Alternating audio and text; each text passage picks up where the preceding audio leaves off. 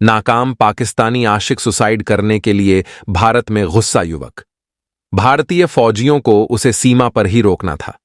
उस समय सीमा सुरक्षा बल की 118वीं बटालियन के जवान तैनात थे। उन्होंने आसिफ को चेतावनी देते हुए कहा कि जहां हो वहीं रुक जाओ और वापस अपने सीमा क्षेत्र में लौट जाओ, वरना गोली मार दी जाएगी। फिर भी वह घुसता चला गया और फिर जो अंजाम हुआ हर किसी को चौंका देने वाला है। आखिर आशिक मिजाज युवक ने ऐसी हरकत क्यों की? देखिए रोचक कहानी। प्यार में नाकाम आसिफ रमजान में आत्महत्या नहीं कर सकता था, इसलिए उसने भारत पाक सीमा पार करने की सोची ताकि मिलिट्री वाले उसे गोलियों से भून दें। लेकिन जो हुआ वह चौंका देने वाला था। मोहम्मद आसिफ ने सामने बैठी शबनम की पूरी बात सुनने के बाद एक गहरी सांस लेकर बुझे मन से कहा, आखिर वही हुआ जिसका मुझे डर था। आज सारी दुनिया हमारे प्यार की दुश्मन बन बैठी है। जब अपनों ने ही साथ देने से साफ इनकार कर दिया तो किसी दूसरे को क्या दोष दें? आसिफ, मैं अम्मी अब्बू तो क्या, अपनी खाला से भी बात कर चुकी हूं। मुझे भी वही सब जवाब मिले थे जो तुम्हें अपने परिवार से मिले हैं। फिर कुछ सोचते हुए आसिफ ने कहा, शबनम, हमें घर से भागकर अपनी एक नई दुनिया बनानी होगी। आसिफ की बात बीच में ही काटते हुए शबनम ने कहा, यह तुम कैसी बातें कर रहे हो? क्या घर से भागना इतना आसान है? आसिफ, मुझे तो ऐसा लग रहा है कि आज यह हमारी आखिरी मुलाकात है। आज के बाद हम कभी नहीं मिल सकेंगे, क्योंकि अगले हफ्ते मेरा निकाह है। इस बीच अगर तुम अपने घर वालों को मना सको तो ठीक है, नहीं तो मुझे भूल जाना और बेवफा कहकर दोषी मत ठहराना। खुदा हाफिज। कहकर शबनम वहां से उठकर अपने घर की तरफ चली गई। आसिफ काफी देर तक वहीं बैठा सोचता रहा। मोहम्मद आसिफ पाकिस्तान के जिला कसूर के अंतर्गत आने वाले गांव जल्लोके का रहने वाला था। उसके पिता का नाम था खलील मोहम्मद। खलील मोहम्मद की 4 संतानों में आसिफ सबसे छोटा था। उसे छोड़कर सभी बहन भाइयों की शादी हो चुकी थी। खलील मोहम्मद के पास अपने गुजारे लायक जमीन थी, जिसमें घर खर्च बड़े मजे से चलता था। सब कुछ ठीक चल रहा था कि आसिफ की जिंदगी में उस दिन से हलचल शुरू हुई जिस रोज उसने पहली बार शबनम को देखा था। मन ही मन आसिफ ने उसकी तारीफ की थी। उनकी यह मुलाकात एक शादी समारोह में हुई थी।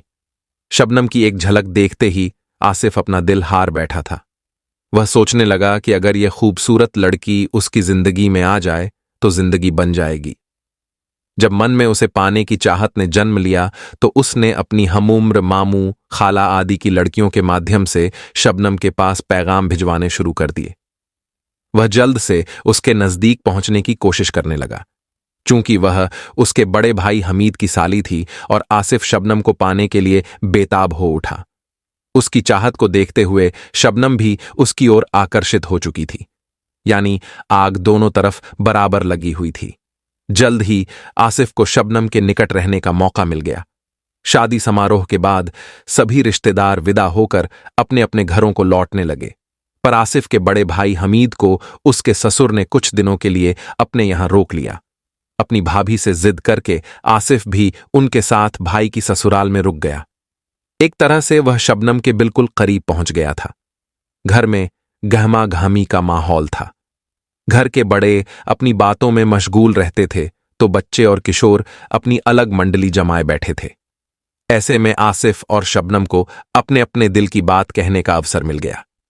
दोनों ने एक दूसरे के सामने प्यार का इजहार किया, साथ जीने मरने की कस्में खाईं। दोनों ने शादी करने का फैसला कर लिया था।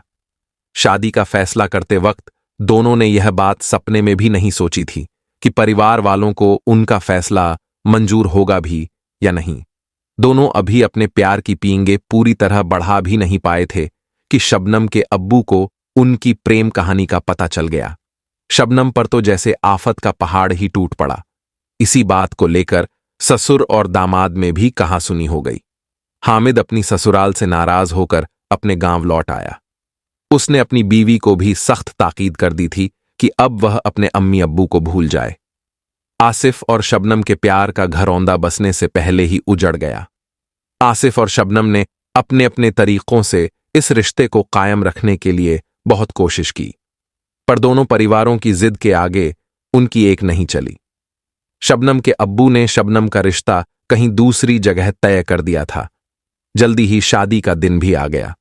इस शादी में उसने अपनी बेटी और दामाद को भी नहीं बुलाया था।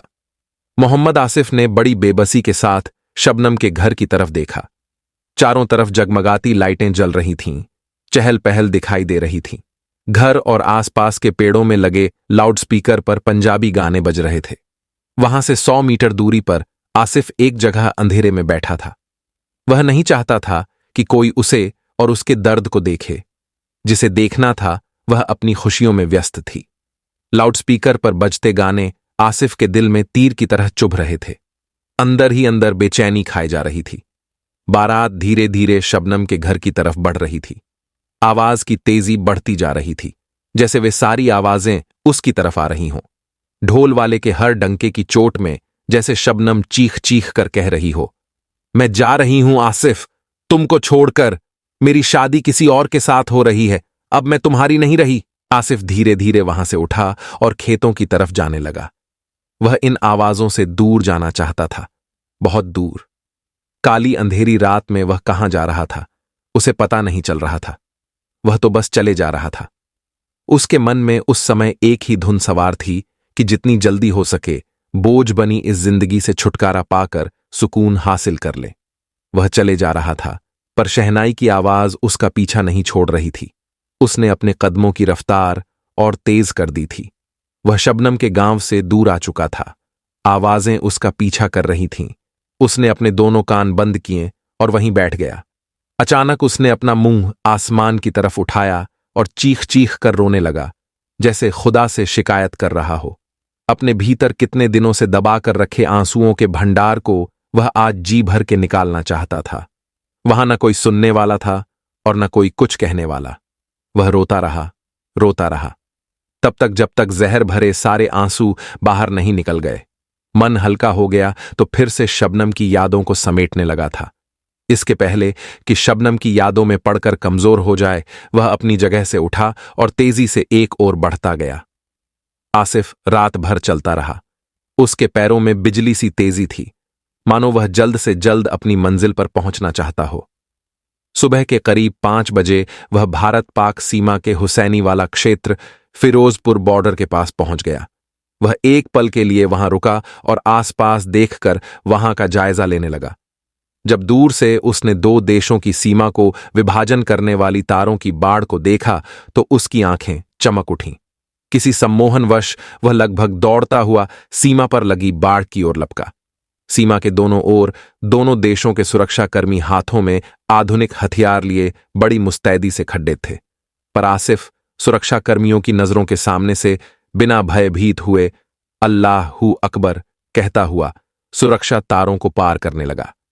सीमा के दोनों ओर के जवान इस अजूबे को हैरत की नजरों से देख रहे थे और सोच रहे थे कि वह कौन है और क्या करना चाहता है। किसी की समझ में कुछ नहीं आ रहा था, क्योंकि आसिफ पाकिस्तान की ओर से सीमा पार करके भारत की सीमा में प्रवेश कर चुका था। अब भारतीय फौजियों को ही उसे रोकना था। सीमा पर उस समय सीमा सुरक्षा बल की 118वीं बटालियन के जवान तैनात थे।